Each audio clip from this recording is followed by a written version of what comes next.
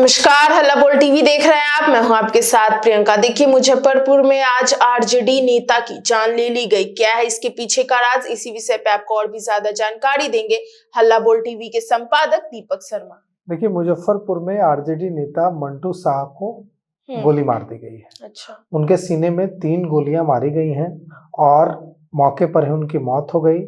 लोग आक्रोशित हैं। लोगों ने शव को उठाने देने से मना कर दिया है और पुलिस अधिकारियों को, वरिष्ठ पुलिस के अधिकारियों को बुलाने की मांग कर रहे हैं। आंदोलन चल रहा है। पुलिस को मौके से 3 खोखे मिले हैं। मृतक की जो पहचान है वो धर्मपुर निवासी आरजेडी नेता मंटू शाह के रूप में हुई है। अच्छा। मंटू शाह युवा है, 35 साल उम्र है उनकी।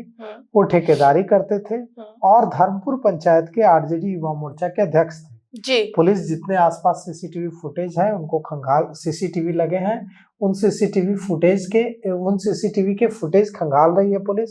लेकिन अभी तक यह पता नहीं चल पाया है कि इसकी वजह क्या है, इसके पीछे का मकसद क्या है।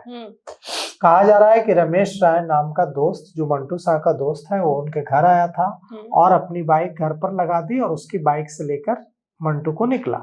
रास्ते में थोड़ी देर 3 किलोमीटर दूर अस्तलाकपुर गांव के पास बीच सड़क पर 2 युवक खड़े थे और इन दोनों युवकों ने गोली मार दी। और इस बारे में पिता जो हैं मंटू के, ब्रह्मदेव शाह, उनका कहना है कि इसने कर्ज दे रखा था कई लोगों को और रमेश को भी कर्ज दे रखा था और यह जो है पूरा मामला पैसे से जुड़ा हो सकता है और यह भी हो सकता है कि पैसे के विवाद में ही उसकी हत्या की गई।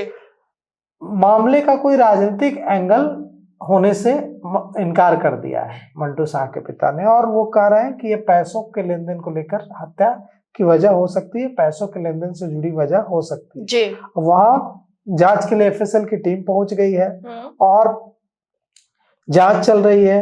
पुलिस रामपुर हरी और मीनापुर और रामपुर हरी दोनों थानों की पुलिस वहां पहुंच गई है और जो उनको लेकर जा रहा था मंटू शाह को, रमेश राय, उससे पूछताछ की जा रही है। पुलिस उससे पूछताछ कर रही है।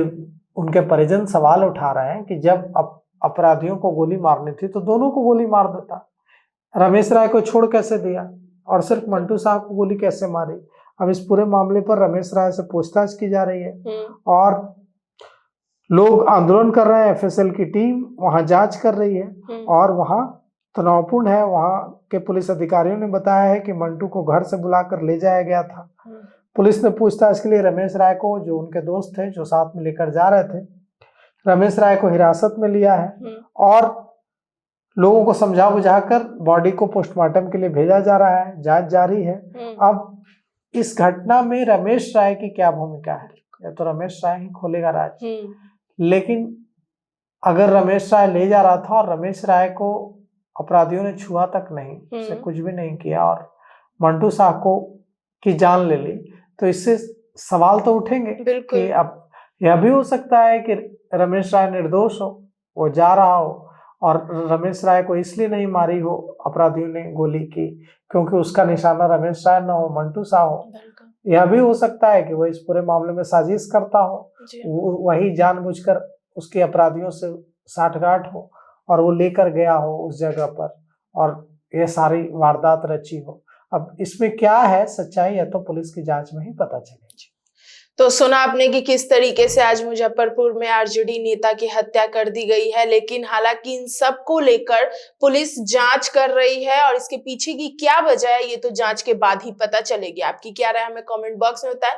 फिलहाल इस पेशकश में इतना ही। आगे की खबर देखने के लिए बने रहे हल्ला बोल टीवी के साथ। धन्यवाद।